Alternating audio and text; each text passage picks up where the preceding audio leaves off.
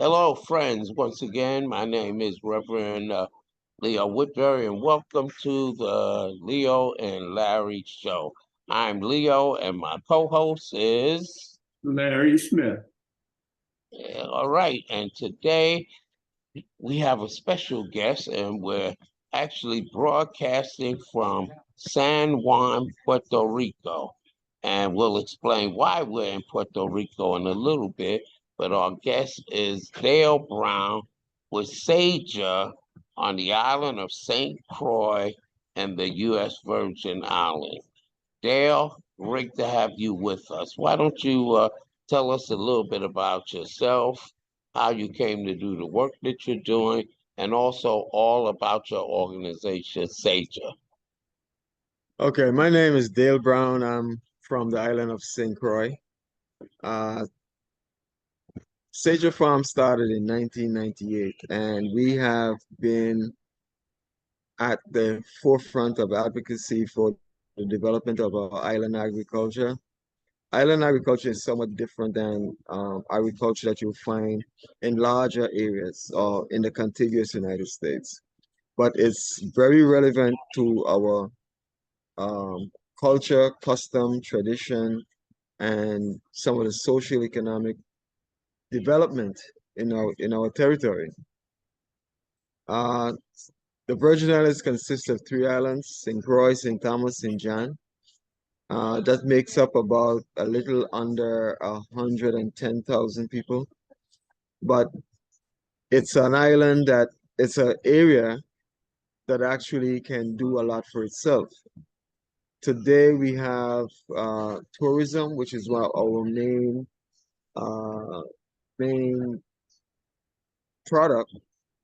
So, but we haven't yet developed for ourselves what will actually be a sustainable food source for people. Uh, I came about doing this at 25 years ago. At that time, I was just curious on why we're not moving in the direction of providing wholesome, sustainable food for ourselves. And then as I learned more about it, I become more um, of an advocate for the development of the industry itself. But while at that, I realized that we were damaging our soil, we were damaging our air and land, water. Mhm. So we began pushing for if there is a for the security of making sure that these elements that we have or resources that we have can always be around for the purpose of growing food. Uh, Climate change is eminent within a small island because everyone is trying to develop, build homes, businesses where they're actually not cognizant of the changes to the topography, the environment, and what the island was once upon a time. Sugarcane planting has already done significant damage because it was a monocrop. And right now, we are trying to make sure that these same lands that sugar was planted on, that they will now be regenerated after being left for over 55 years for the closing of the sugarcane industry in 1966, that now they can be used for an agricultural resurgence. Mhm. Um, Sager Farm came about between myself and my wife. We have also founded another nonprofit, which is Island Food Security, that's been dormant, but we are reviving that today. There are 20 members involved in that organization, and that organization primarily is what the name say it is, Island Food Security. So we're thriving towards that.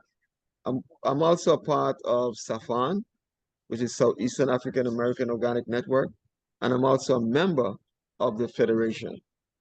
Okay, so within the Virgin Islands, we don't have that support, even though we have some of the best written laws on the books for the development of the industry. So those are not being executed.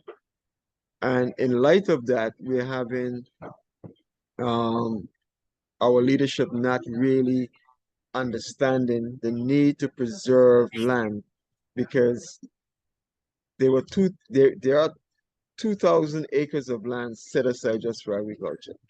But that land has been stripped away over a period of time because there's no true involvement of the government to say promote the industry.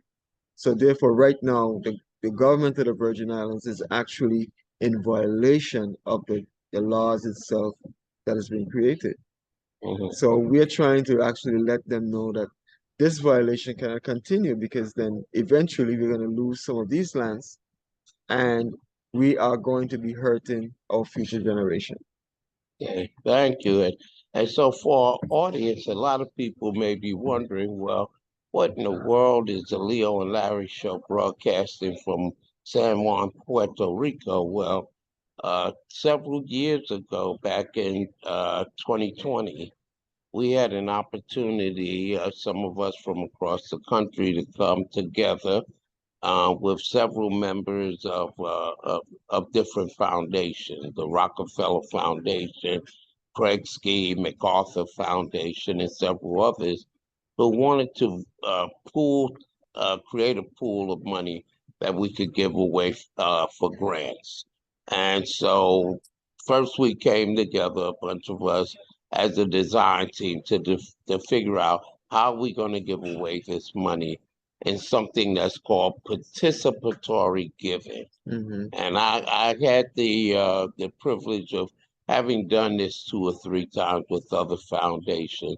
Participatory giving means that people who actually work in the communities and have nonprofits, we decide what groups in different communities should receive grants. So it's not outsiders, it's not people who don't live in communities, don't know the work and don't know the needs. So we decided that we wanted to do funding in the Southeast and also, and Dale, you can relate to this, Mm-hmm.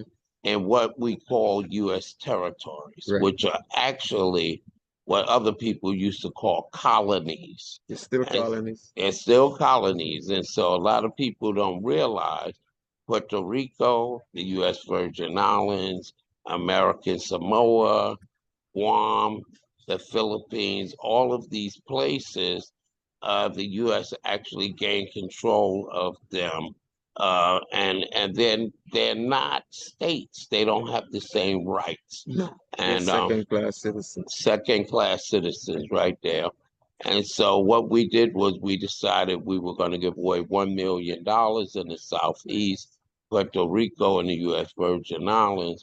And then some more of our members of our cohorts gave away an additional $1 million to community-based organizations in Hawaii and in Alaska. And so we're here now as a follow-up doing site visits to see how these organizations we funded are doing and maybe see where we're going to go from there.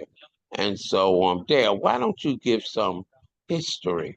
Because a lot of people don't understand exactly what these U.S. territories are, or colonies, as you and I like to call them. How did St. Croix, Came about St. John, yes, and as in 1917, prior to 1917, purchase of the territory, St. Croix, St. Thomas, and St. John, it was owned by Denmark. We had that uh, threat, or the U.S. had believed they had that threat from Russia and these other um, um, imperialist European states or countries. Cuba, which was in the Caribbean, closer to the United States, is a socialist country. Okay, they have the independence quite before um, the rest of the world, including the rest of those colonies, including Haiti. So now, strategically, the United States engaged in conversation to purchase the islands from Denmark. Those islands were purchased then, and it was used for a strategic point for entrance or for watching who comes through the Virgin Islands, who comes through the Caribbean, or if there's going to be like a imminent attack on the United States. So it was purchased then, but the people of the Virgin Islands never attained citizenship until a long period after. We were run and operated by the Navy. The people of the Virgin Islands were not even included in how they, in any kind of democratic push towards governing themselves. The, the United States Congress gave a what we call an organic act, or the laws that contribute to our development, which is called the Organic Act. And that gives the Virgin Islands the right to govern itself, so we don't pay federal income tax. We don't pay into the treasury anything. And the monies that we generate from taxes within the territory is what garners and do whatever is necessary in the territory. But I personally, I don't think we have ever reached a state of truly controlling ourselves as a people. We did not elect a governor until 1970. So therefore, even though we had citizenship, we were not allowed to vote or even create a government that is predominantly African, a predominantly African population. We were run by the Navy, who actually were installed by the Navy, but I think Navy generals or captains that come through the United States, that come through the islands. And then there was an appointed governor, and then the last appointed governor was a Virgin Islander, and then he was the first elected governor. Since then, the Virgin Islands have grown in leaps and bounds, but it has never really caught itself where it actually provide for itself. In order to internalize its human resource or its resources for the purpose of governing itself. It has always relied on the United States. So therefore, that's an advantage that a colonial power have, and telling you you have the right to govern yourself, but you're not in charge.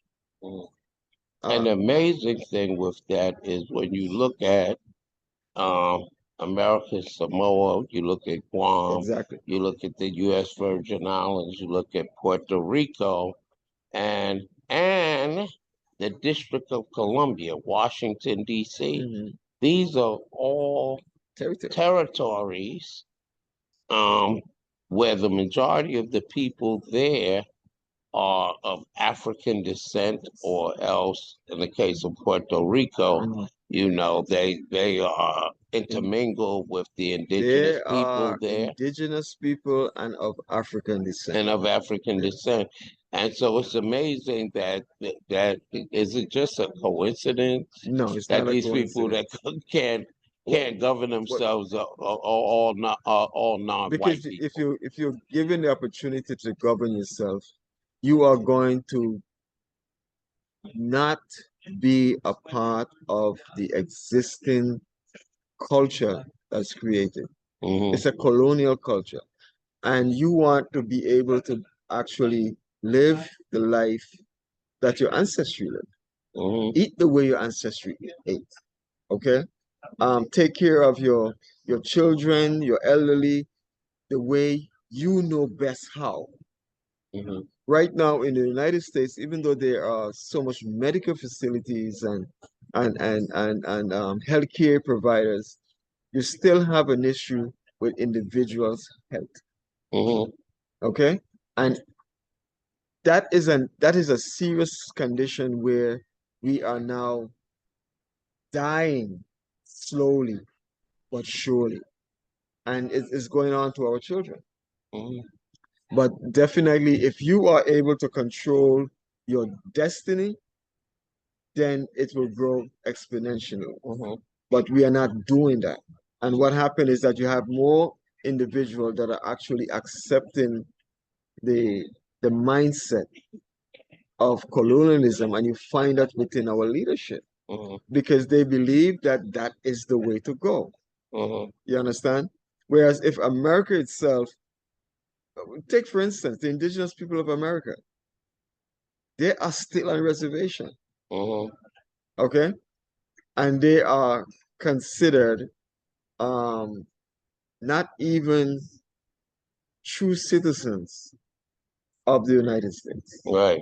Who we call the Indian. Yes. And you made a point about the food, and that's tied to the funding, and people are wondering, well, what does the U.S. Virgin Islands and Puerto Rico have to do with the southeastern U.S.? Mhm. And you mentioned food.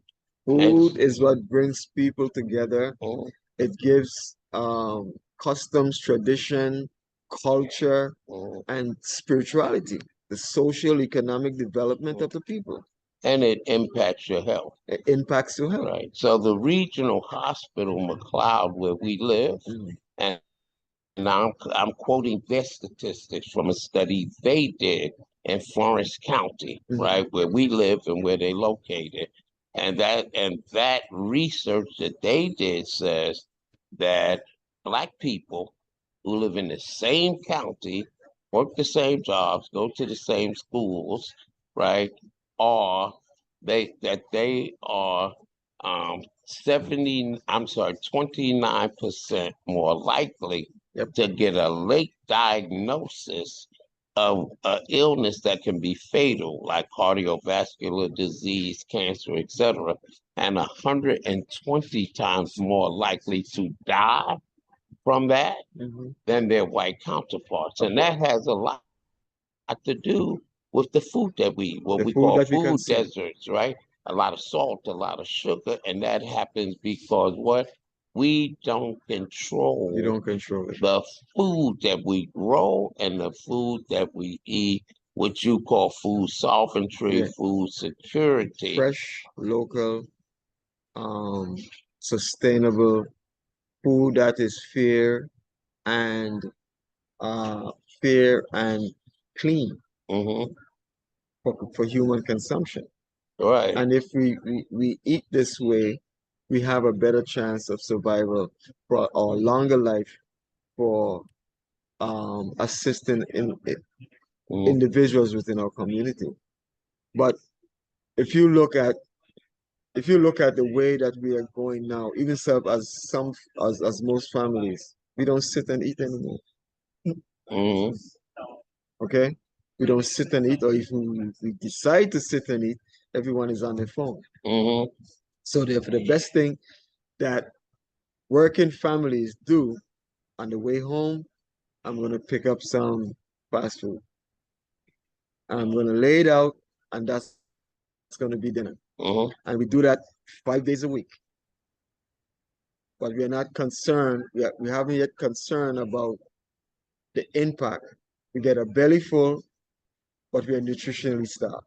And we get And diabetes, we and get we wind up diabetes and with all these other different high things. blood pressure Yes. and all of that. And to add that, our environment from that multi-million dollar corporations has been um, impacting on our environment.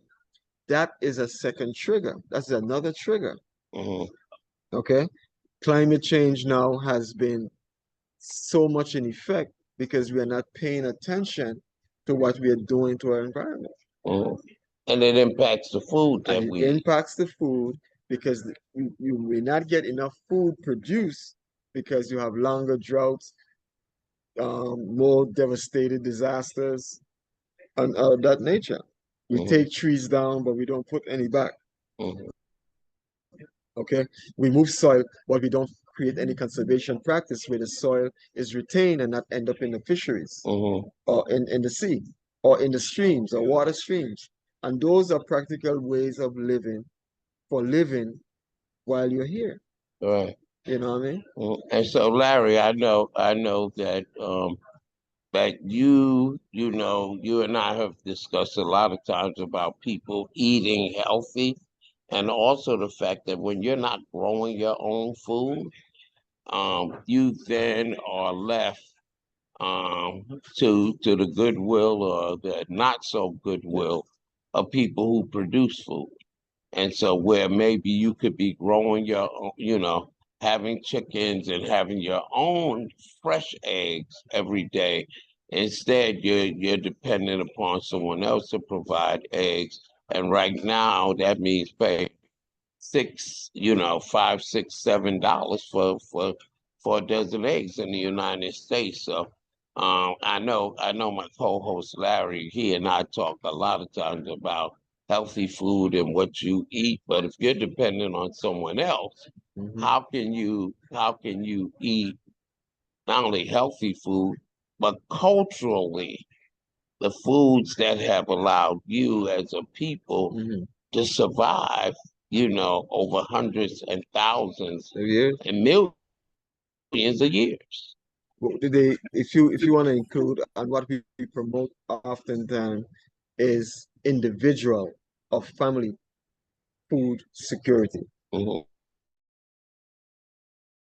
or individual family food sovereignty, Yes. so that you have trees or fruit trees planted in your yard. You have your chickens, so you have those meat that you prefer to eat. Okay, you're talking growing a garden that can serve for a family of four or five. And Hmm. if your neighbor is doing it, you can always exchange Hmm. exchange those food. And we Right. learned that today here in Puerto Rico from Roberto, Hmm. because that was something that was once done. And what he was saying in Puerto Rico, they actually stopped that. Hmm. The government actually came in and said you can't do that no more.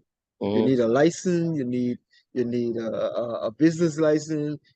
You need to have some kind of cooperation Hmm. to do that.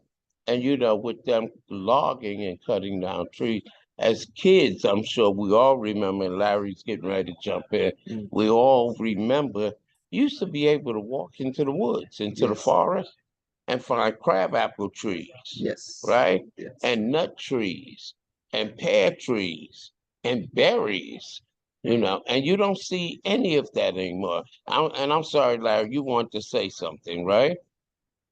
Well, it seems that the first thing that's happened here is that the United States has turned this into a consumer market.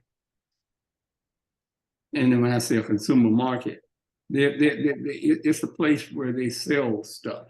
It's not a Mm-hmm. place, it's not a place where they're working to build help the people. It's a place where they're selling stuff. You know, they're exporting McDonald's and Burger King and Kentucky Fried Chicken and some of the quote unquote most unhealthy food in America to the outlet. And the question becomes, how much money is the United States government actually contributing to the economy of your country of your body on an annual basis? Mm-hmm. Yeah, how much are we contributing to making someone else wealthy while we're really impoverishing our community? That's a good point, And Larry. and and that leaves us to what we just celebrated, which is Kwanzaa. And part of Kwanzaa, one of the principles is Umoja. Mhm. Umoja, cooperative economics. How do we support one another? And you find that America is an individualism society. Mhm. And when I say individualism, all man for themselves. So they have actually destroyed the the what some people have labeled as wrong as a tribal understanding. And a tribal understanding is simply a community that binds together. We Mhm. oftentimes use the word, use the slogan as it takes a village to raise a child, but we don't practice it. No, no. Mhm, Okay? So therefore, why are we saying that, but then we can't understand what a tribal or community is mhm. that takes care of one another?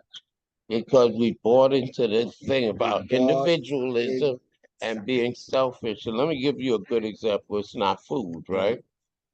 We grew up, a lot of people, where once a child outgrew their clothing, you went to your neighbor and you say, hey, I noticed that your son, your daughter is about the same size. I have this shirt, I have this dress.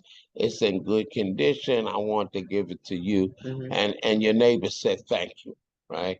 Nowadays, people are so individualistic, so proud that if I offered my used You probably clothing got to them, stoned. they wouldn't take it. You probably got stoned. Yeah. But they will go to a used clothing store. Mhm. They'll go to Goodwill, they'll go to Salvation Army and pay someone who's not a member of the community, and your money leaves the community rather than you keeping that money in your pocket and taking the same clothes that I donated that you could have gotten in your home for free. That's a community that's Mhm. pulling together and taking care of itself when it comes to food and clothing. And instead, like you said, the individualism. Right. I'm just looking out for me and my family And me and my family. and realizing what did they used to say? No man is an island, Man is an island. no man stands alone, but we've forgotten that. And then the other side, Larry, because I know you like me are all about economic development. And not only are you keeping money in your own pocket, but a lot of times when you share things with your neighbor, when you say, you know what, I've made more sweet potatoes than my family can eat. Right. So I'm gonna give some to you. Somebody else. And you're gonna say, I have more turnips Yes. or beans that my family can eat, and I'll give some But to what you you. find today, you do that. I don't eat that. Yeah, I don't. Look, what's even worse? We had some food, some zucchini, Mhm. and we had a truckload of it, and we went to give it to people, and they didn't want it because they said we don't know what that is. And we said it's squash. You cook it just like yellow squash. Yeah. I don't know how to cook squash. Right. Now that's sad. Because they have been removed From the land. from the land and they've been removed from actually what food is. Real food is. Hmm. And Chicken bites. yes, That's real food. that's real food. And they've never seen a chicken. And a couple of days ago, I was speaking to some friend of mine, and one of them used a terminology. We call it poverty pimping. Hmm. Okay? Poverty pimping. And this is what the system Hmm. is doing. Is poverty pimping everyone, thinking that you can be all on your own and you can make it on your own. Hmm. And they're forgetting that they gotta ask someone a question. Yes. So you have that individualism and people separating themselves or afraid to call themselves who their ancestral background is. Hmm. This is crazy. We have even gone into a era where we are talking about um, black and brown people. Hmm. You understand? Yeah.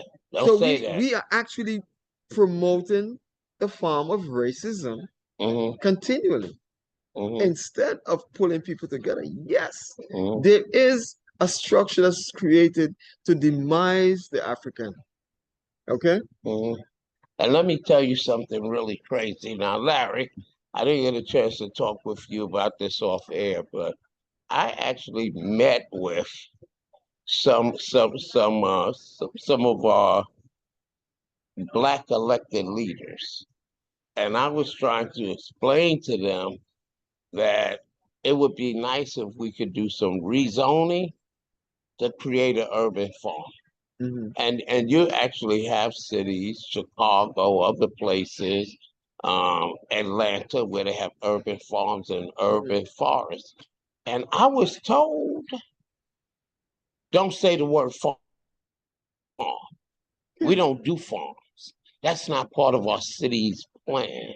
But you have hungry people and you have an expanding homeless problem in your Yes. city, but you don't want to have an Unemployment. urban farm because that's not a part of your plan. Your plan is develop businesses downtown and do gentrification, but you don't want to feed your own people. And that is sad. Mhm. So if you- if you're not growing your own food, you are committed to someone else's endeavor. Mhm. And their endeavor is not to economically, socially build you. It's a what? Poverty Mhm. pit you. Yeah. And Okay? so, And keep you in that mindset.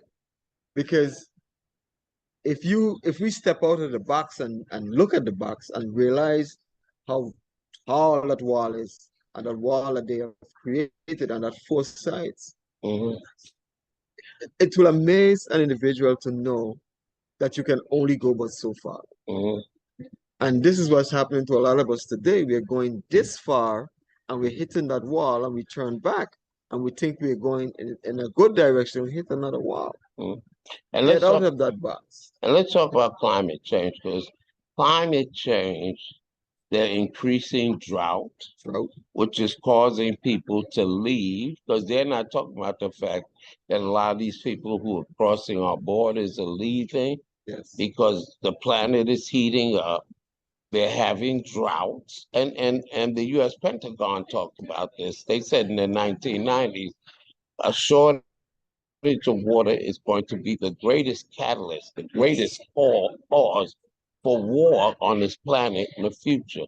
And with droughts and a heating planet, that means that you can't grow food. Exactly. So climate change, if we don't make changes, we're gonna have food shortages. Yes. We're gonna find just like what's happening in the Sudan now, where they just flew out all these American people from the embassies and they have war going on that and because people have had for 30 years food shortages Mhm. and people are hungry. So talk to us a little bit because one of the things that's happening with climate change is sea level rise, Yes. which is challenging island nations like the U.S. Virgin Islands. So how are you adjusting with Sager Farm in a changing environment with a changing climate where you're getting sea level rise and you're getting hurricanes and all these impacts But that is affecting your ability to grow food. the the mitigation that we have to put in place is first education. Education and the understanding through education should actually profit individual understanding their environment. Our environment, okay, if we take for instance the St. Croix as a Virgin Islands. St. Croix as a Virgin 100 years ago, or even so 50 years ago, we had flowing water on in the island. Hmm. Today we don't. Okay? So Hmm. it takes practically 50 years to get to the state that we are. So what they've been doing is actually channeling water away from areas and claiming that it's a gut. Okay? These Hmm. were the very same guts that water were flowing for years. Now, the infrastructure of the Virgin Islands is one where uh, homes are being built in areas over the years that were once lagoons, swamps, mangroves, waterways, but there has never been any true understanding, in my opinion, of environmental of the environmental impact mhm. that would have taken place years to come. And in the United States, we find a lot of black people who redline the banks would only sell us land in Yes. certain places, and now we have whole communities that are set up in flood zones Mhm. and near flood zones and near wetlands Most of these that are flood not zones, flooding most of really these bad. flood zones were Hmm created by development. hmm They're Cutting created by- down the trees. Yes, Mhm. they're created by development. Take in the Virgin Islands itself, you have a lot of homeowners who are now looking scenery. So where the sceneries? In the highest hills that you can find. Mhm. So when you go up into a hill and you build, you got to cut in order to level your house Mhm. or to plumb your house. Now, when you have done that, there is no recourse. They have not taken any recourse to say, or any management aspect of it, to actually now, how am I going to retain all this soil that I've moved? Now, the earth is going to do what it needs to do. Rains are going to come at some point. Mhm. Now, all of this is going to be washed down to a lower sea level. The natural ponds and aquifers are going to suffer. Our shoreline or coastal zone are going to suffer. The mangroves that host uh, uh, um, the fishes are going to suffer. So you're impacting and you're causing the climate to change. We have dozens of native trees that will grow. Someone will come in and instead of saying, let me tag this tree and maintain this tree and maintain this tree, on the younger ones we probably might remove and then we're going to replant or take some up and replant them somewhere else. That is not taking place. What we call thinning, Yes. what our grandparents did. Yes. Don't take all the trees out, just take Let's take some out. some what you need and leave the rest. The Virgin Islands is St. Croix Pacific was a significant amount of mahogany trees.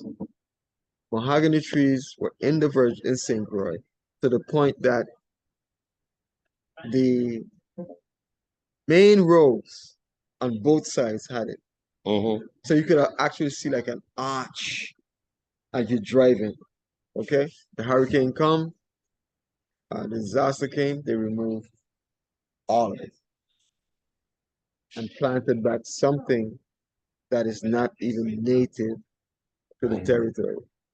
So what you're going to have, the Danes have actually harvested a significant amount of those trees for furnitures and stuff like that. Okay. hmm Now we continue that process, but now we are trying to save them. But because of a disaster, instead of having an arborist come around to say how to prune these trees to make sure that they live again, that's not taking place. Just cut it down. And for our audience, what's the connection? Why did we give grant money in the Southeast and also in the U.S. Virgin Islands and Puerto Rico? Is because the same thing is happening. I want to say this to our audience, where you and I live. See, if you ride down, I'm asking you right now, when you ride down the roads, look at how many trees, these areas where they have just cut down all the trees, all the bushes, all the vines. And then you're going to see something called pine plantation, where you can literally look at pine trees and see that they are lined up in a row, just like you're growing crops, with no bushes, no vines, no diversity, like you would find in a natural setting of trees and forests. And then, like you said, the U.S. South, which includes the Virgin Islands, right? The U.S. South is called the wood basket of the world. Most of the wood for most wood products on this planet comes from the South. And we are suffering because of that. So tell us about Sager Farms. What do you grow there? What do you Okay, do there? you can go to our website, Sager Farm at sagerfarm.com. And what we do at Sager Farm is actually a five-fold farm. Mhm. Five-fold farm meaning that we do education, we have livestock, two different type of livestock, sheep and goats. Sheep and goats. Sheep and goats. We I eat them both. eat them both. We have we do crop production. We have a marketing, farmers market, and we market other farmers' produce. We aggregate from other farmers, and we have a learning center, and that's to educate farmers in our community. Mhm. We have an event which is actually a food sovereignty event, and that food sovereignty event raised the awareness of our community that local food is available. Mhm. That's an event where we bring in 25 chefs, and those 25 chefs doesn't know what they're gonna cook. All the food that is present is locally grown. Mhm. So they come in and they go strictly to the market, they take what they want, and they go and make a meal individually for those individual chefs. They create 300 tastes, Mm. okay, for the community. The community come in and patronize, and actually they can eat all day long. Mm. We're talking meats that are rabbit, lamb, pork, uh, beef, chicken that is locally grown. In addition, the produce is aggregated from the three islands. So it's all there where the individual now can say, well, how do you do this? And you can ask the chef questions on how to prepare any given meal. That's Mhm. food sovereignty and food security awareness. Mhm. Okay.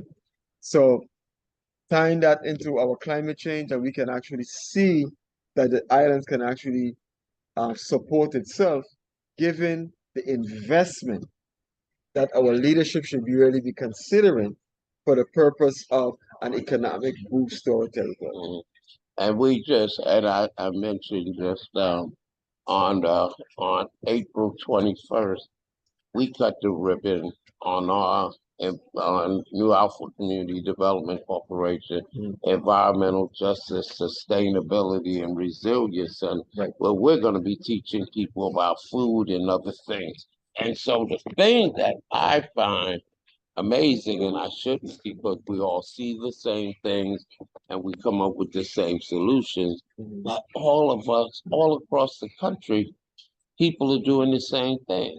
You know, the sister in Hawaii, you know, the people in North Carolina, the There people is in Georgia, there is an awakening. it's an awakening that's coming. And the amazing thing is that in all of these cases, Sager Farms, our Environmental Justice Training Center, the sister in Hawaii, the people in Mhm. Alaska, the people in Texas, all of these communities have come together to create these things without money from the federal government. And let me ask you this, and without the leadership of elected officials locally, Correct, correct, right? correct, Hmm. correct. As a matter of fact, I serve on certain on some organizations or organization that have helped to develop. One of them is as advisory board to our local department of agriculture. Hmm. I also serve as by law a quasi-government agency that actually deals with conservation, land, soil, water. That has been out of existence for like 30 years, and by law it should be continued. But now I'm one of the members that they have actually nominated through um, the governor's appointment. Um, there's a land and water use plan that is supposed to be developed over 40 years ago for the Virgin Islands. Now that is coming back into play, and I've volunteered my time to actually be on that advisory board. Mhm. So there are things that are taking place, but the education to our community is very necessary for us to continue to move forward. Hmm. The Virgin Islands is in a position that it actually can do more, but the mindset has to change in respect to our leadership and understanding our environment. Mhm. Okay, because when you're looking to put a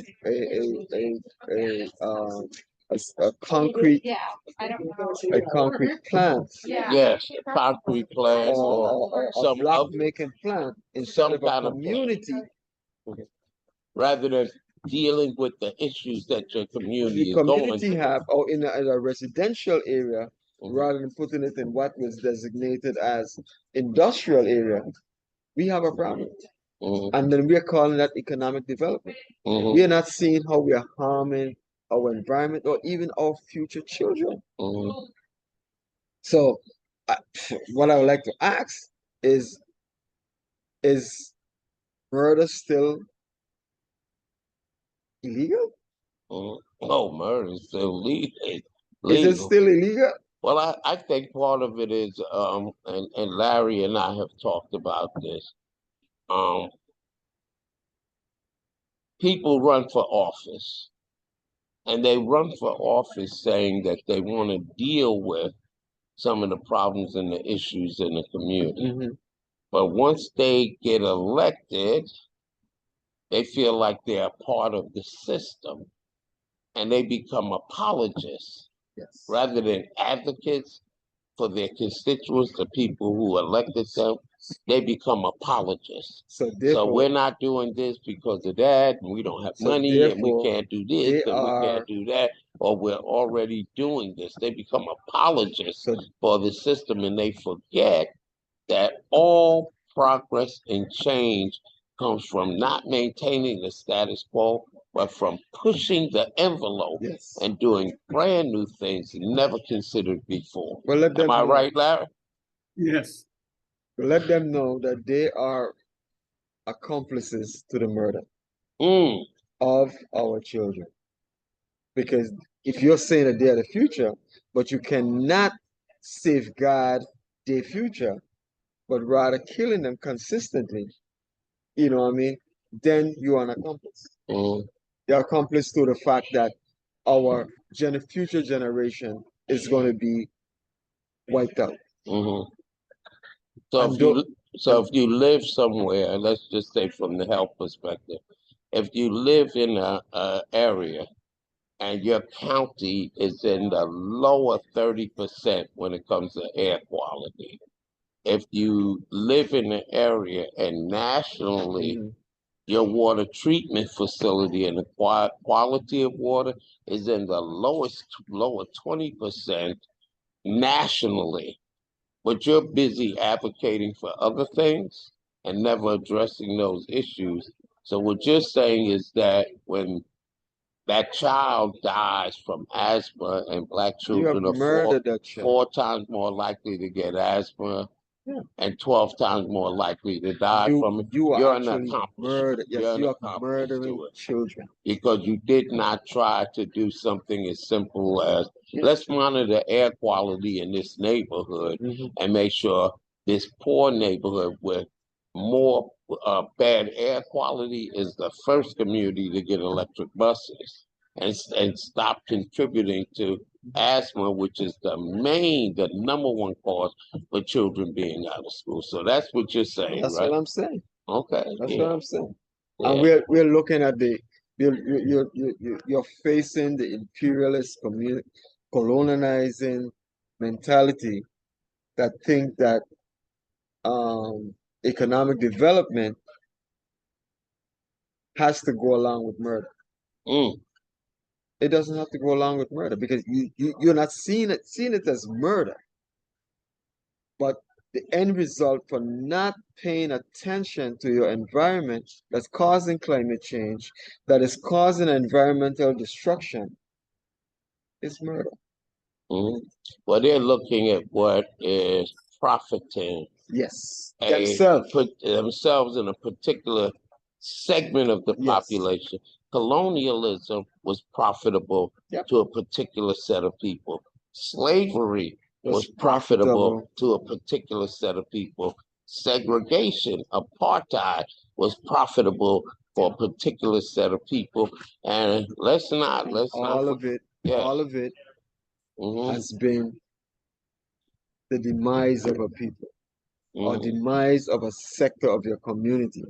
In other words, let us continue poverty and keep a group of people in poverty so that they can actually step on their backs to go where they're going, not realizing you're murdering these people mhm.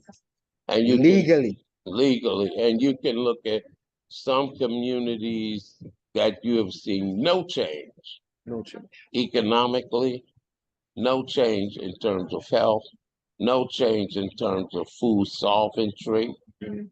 no change for 30, 40, 50 years or more. But then you look around in other parts of that city or that nation and you see growth and you see progress and you see development and you see people making money.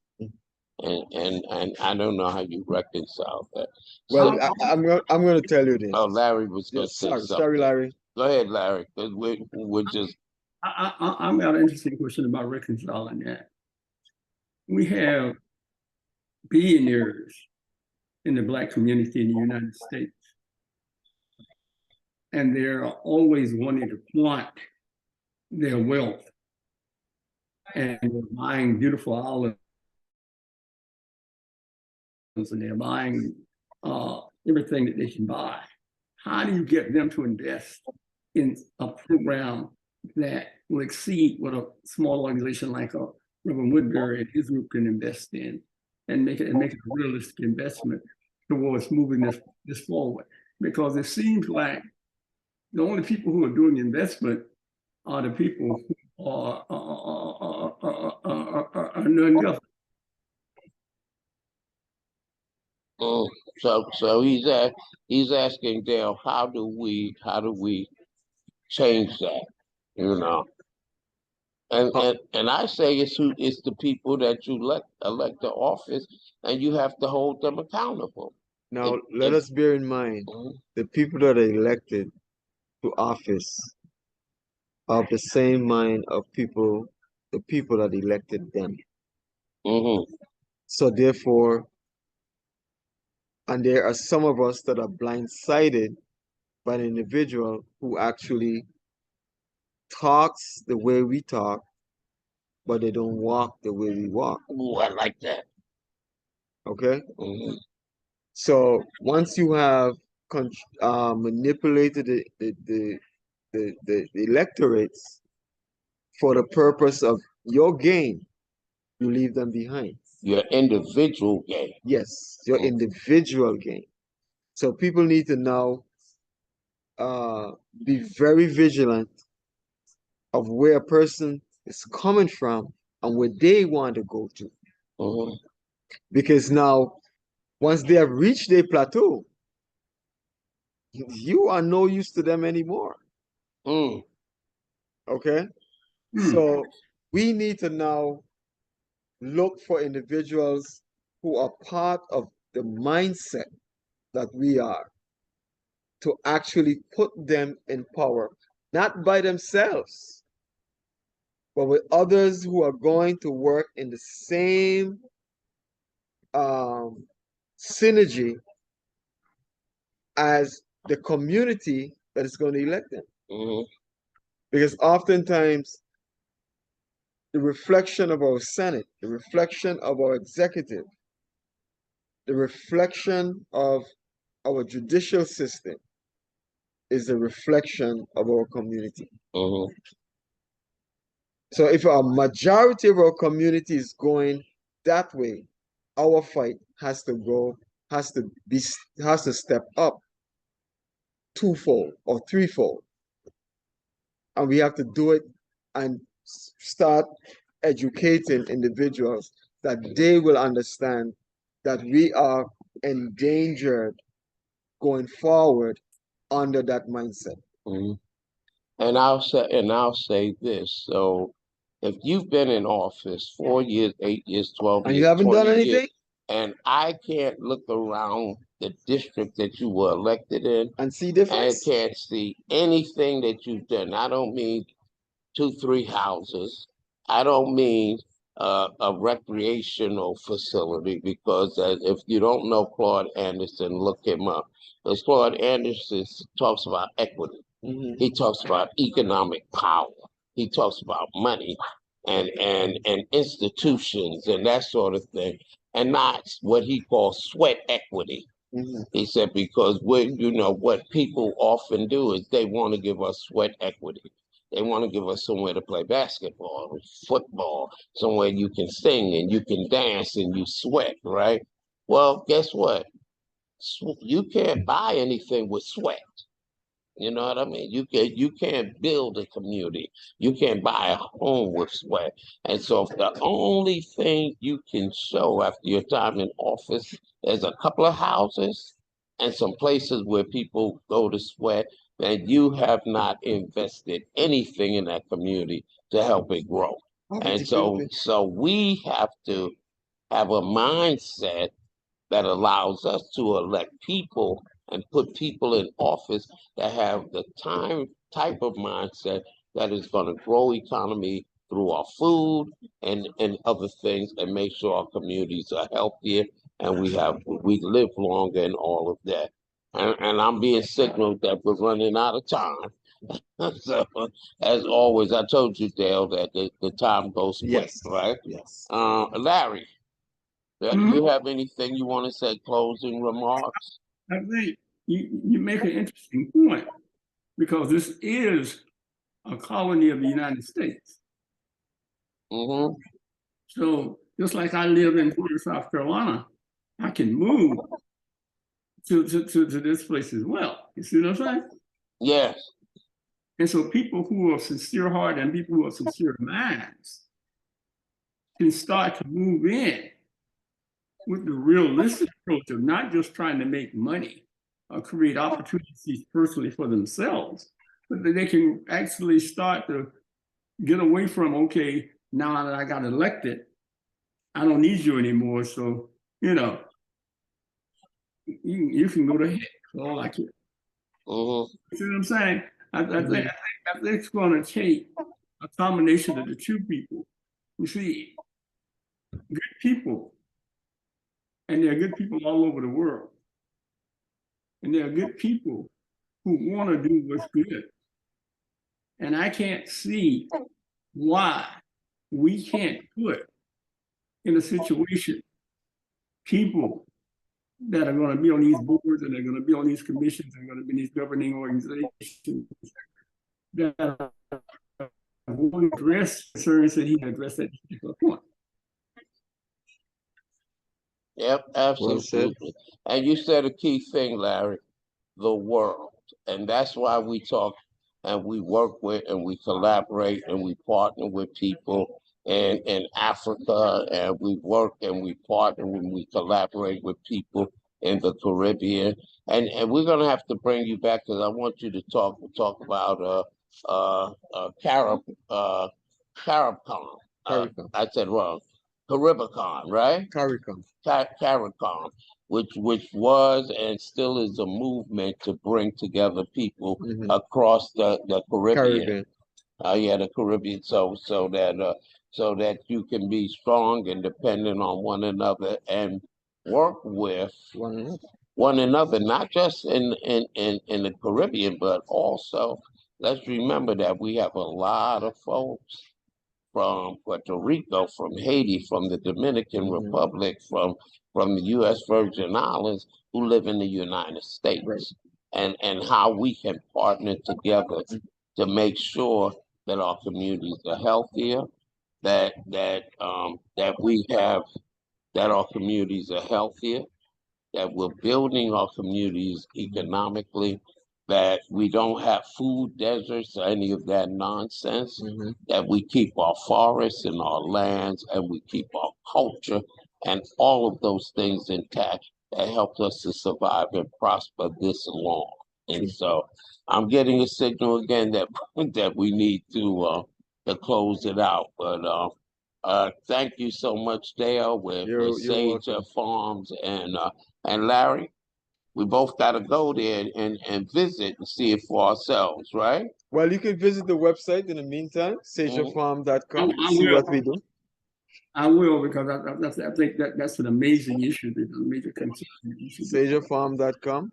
It's mainly what we do on the farm and some of the products that we grow and aggregate from other farmers. So it's it's wonderful. It's wonderful.